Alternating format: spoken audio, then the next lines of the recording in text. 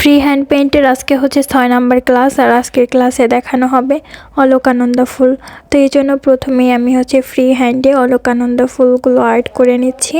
আর আপনাদেরকে একদমই free হ্যান্ডে drawing সহ দেখিয়ে দিচ্ছি, যাতে আপনাদের বুঝতে সুবিধা হয় যে এই ফুলগুলো কিভাবে হচ্ছে আর্ট করা হয়।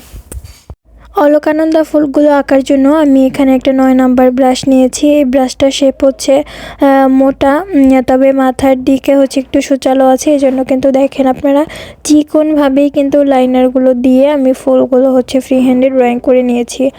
এরপর হচ্ছে যেহেতু অলকানন্দা ফুলটা হলুদ কালার, এই জন্য এখানে হলুদ কালারটা দিয়ে পাপড়িগুলোর মাঝে ভরাট করে দিচ্ছি। কাপড়টা ছিল মাস্টার্ড কালারের, কিন্তু আমি রাতে ভিডিওটা করায় বারবার হচ্ছে মেন কালারটা চলে যাচ্ছিল। এখানে হলুদ কালারটা দিয়ে আমি ফুলগুলো প্রত্যেকটা ফুলে কমপ্লিট করে নিব। যেভাবে আমি ফুলগুলো ড্রয়িং করেছি ওই শেপে করে করে হচ্ছে পাপড়িগুলোকে ভরাট করে দিচ্ছি। আমাদের এই ক্লাসের ভিডিওগুলো দেখে অনেক আপুরাই কমেন্ট করেন যে আপু আপনি এগুলো কী রং দিয়ে কাজ করতেছেন, আপনার কাজের ফিনিশিংটা অনেক সুন্দর হয়, অনেকে স্মুথলি কাজ করেন।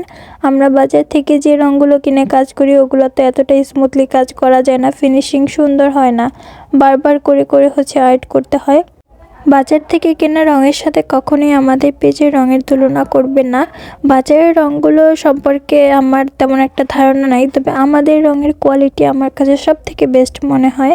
এটা হয়তো বা আপনারা আমার কাজে ফিনিশিং দেখেই বুঝতে পারতেছেন যে কতটা স্মুথলি কাজ করা যায় আর ফিনিশিং কতটা সুন্দর আসে। এই রঙগুলো আমি যে রঙগুলো দিয়ে কাজ করি এগুলো হচ্ছে অ্যাক্রামিন কালার। এগুলো আমি সমস্ত রকমের মেডিসিন দিয়ে আমি হচ্ছে নিজে কালারগুলো বানিয়ে তারপরে কাজ করি। আর এই রঙগুলো কিন্তু আপনারা আমাদের পেজেই পেয়ে যাবেন। শুধুমাত্র রঙই না, হ্যান্ড পেইন্টের যাবতীয় সকল কিছু, এক কালার শাড়ি পাঞ্জাবি থেকে শুরু করে সব কিছু আমাদের পেজেই আপনারা পেয়ে যাবেন। এরপরে অলকানন্দা ফুলগুলো ভরাটের শেষে আমি হচ্ছে ব্রাউন কালারটা দিয়ে মাঝের অংশের কাজটা করে নিচ্ছি।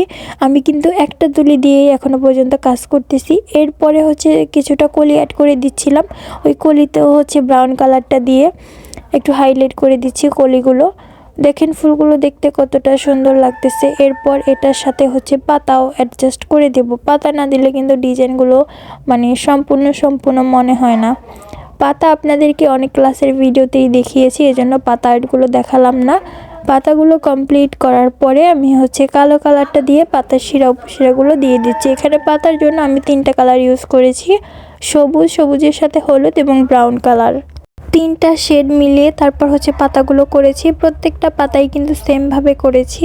এরপর হচ্ছে ওই সেম ব্রাশটা মানে 9 নাম্বার ব্রাশটা দিয়েই আমি হচ্ছে পাতাগুলো শিরা উপশিরাগুলো দিয়ে দিচ্ছি। এখানে পাতা শিরা উপশিরাগুলো কিন্তু খুবই চিকনভাবে দেওয়া হচ্ছে, আর ব্রাশটা কিন্তু মোটা। তো এই ক্ষেত্রে হচ্ছে যেহেতু ব্রাশটা মোটা কিন্তু এর মাথার দিকটাতে হচ্ছে চিকন মানে সুচালো, এজন্য কিন্তু ব্রাশটা খুবই আলতো হাতে ধরে কাপড়ের উপরে সামান্যভাবে হচ্ছে মানে প্রেস করে তারপর হচ্ছে দিতে হবে। খুব বেশি জোরে প্রেস করা যাবে না, কাপড়ের উপরে হালকা হাতে হচ্ছে এগুলো দিতে হবে। ডিজাইনটা কিন্তু প্রায় শেষের দিকে। মাস্টার্ড কালারের উপরে কিন্তু অলকানন্দা ফুলগুলো দেখতে অনেক বেশি সুন্দর লাগতেছে।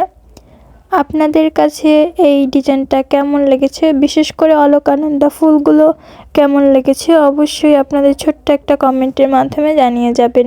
ডিজাইনটা কমপ্লিট হয়ে গেছে, আপনাদেরকে পুরো ডিজাইনটা একটু দেখিয়ে দিচ্ছি। দেখেন কতটা চমৎকার লাগতেছে।